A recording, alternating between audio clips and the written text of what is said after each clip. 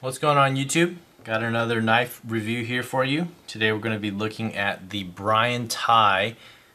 This is the Tighe rod.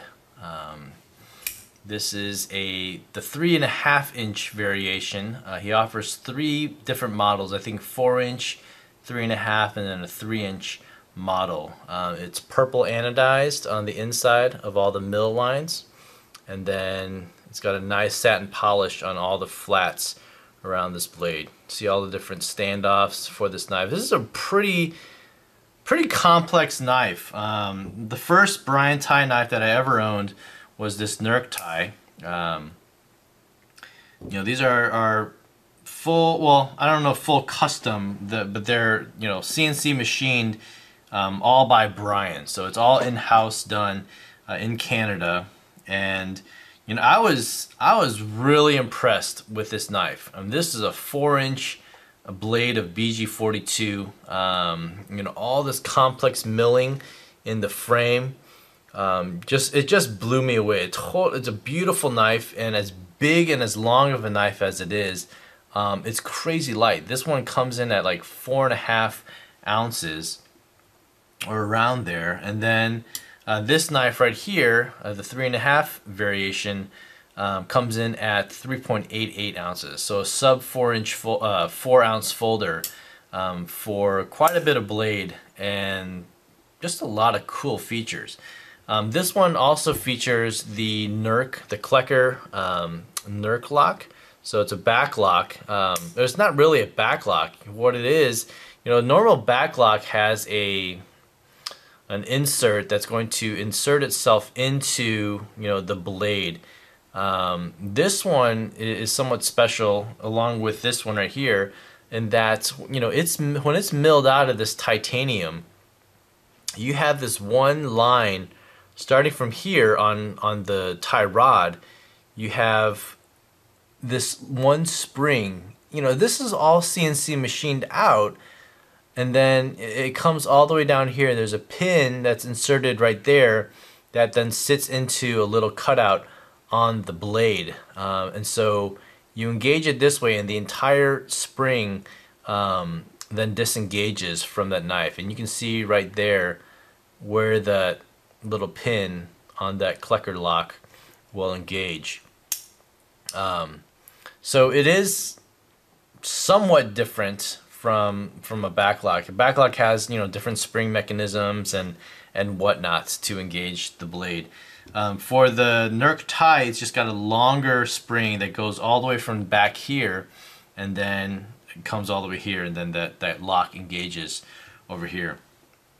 I brought out the Decepticon 2 right now, just to see a little bit of difference between the skeletonizing job. All three of these knives, this knife as well, it's all CNC machined. Well, the Spenza is CNC machined too. But particularly like these three knives, John Grimsimo on the Norseman, he and Eric, they took a lot of notes apparently from Tighe. And this fluting pattern, not fluting pattern, but this milled pattern on the Norseman, which he's now famous for, this was learned from Tighe. You can see all these just beautiful, the ways that the CNC machine cuts through that blade. It is just absolutely gorgeous. And then the same can be said for this one. It almost looks like it's not finished as well, but that's just how it was designed and where the lines go. These creased areas, almost looks like the ball end mill or whatever kind of made mistakes here, but that's just where the lines meet up, and so you kind of get these interesting waves.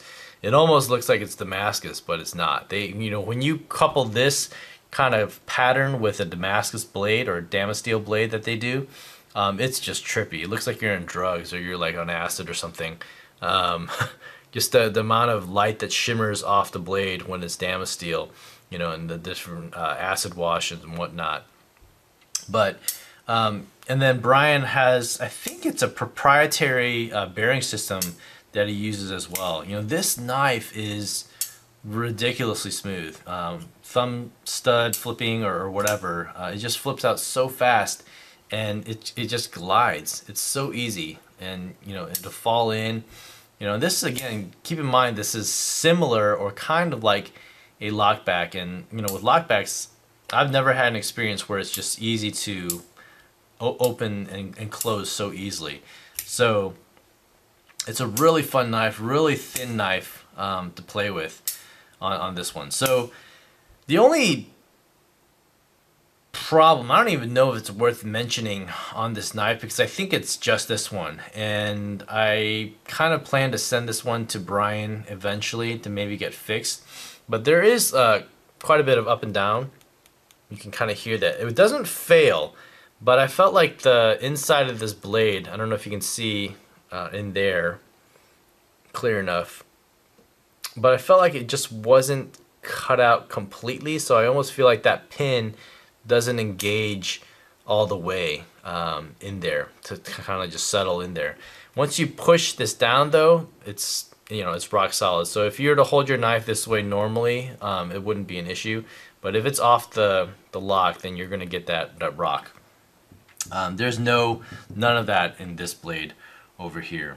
So here, you know, just a quick size comparison. Against the Decepticon, obviously dwarfed. Against the Nerk Tighe 4-inch, it's going to be dwarfed. Relatively similar size to the Norseman, maybe a little bit shorter.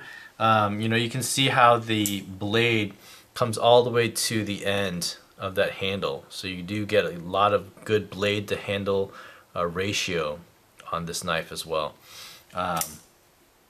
And then against the Sebenza, it's pretty much identical from what I can see in this perspective right now.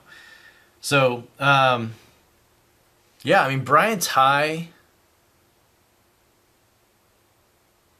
I feel like you don't hear like that much about him. I almost feel like he's kind of like J.W. Smith, you know, custom knife makers that are underappreciated. You know, for this work, I feel like it's just so beautiful. The milled out patterns on all the frames.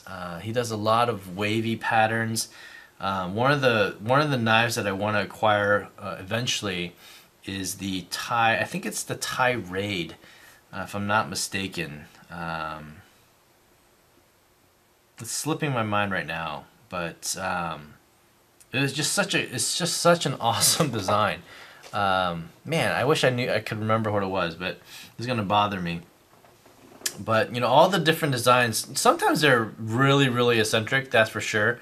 But in terms of function and form and fit, they're pretty much like second to none, to be honest, other than, you know, this little problem right here.